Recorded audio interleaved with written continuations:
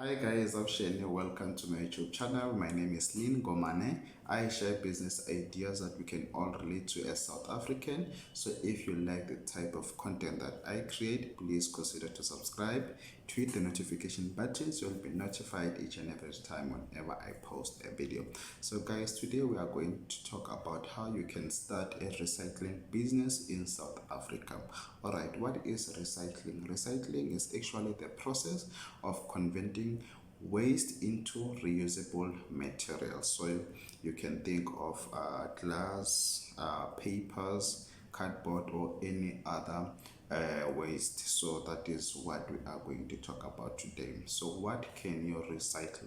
So you can recycle cardboard and papers. You can recycle rigid plastic. So rigid plastic is the one that they use to make your Tupperwares and other containers. So you can recycle that one, and you can also recycle glass and metal. So okay, let's talk about the steps that you will need to follow for you to get started into this particular business. So you need to plot your roadmap.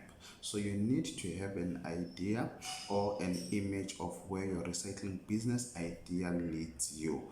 And after you have done that, now let's talk about identifying where to focus on. So you need to look around to find what waste materials are available, then determine which ones are not being disposed of properly. So because you do not want to actually focus on something that it is disposed in the right manner, so look for something that is not disposed in the right manner for you to focus on, and then determine your budget. You need to know how much you need to get started, or how much you are willing to put down to start operating with your business. So after you have done that, now we need to talk about the most important thing to do before you can consider to start any business, which is to draft a business plan. So a business plan actually guides you through each stage of starting and managing your business.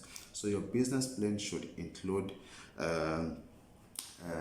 your vision, goals, costs, and other important aspects of your business. So please make sure that you draft a professional business plan for you to get started. So now let's talk about finance. You need to secure finance. So you can get capital from the bank, or you can get a business partner who is willing to invest in your business.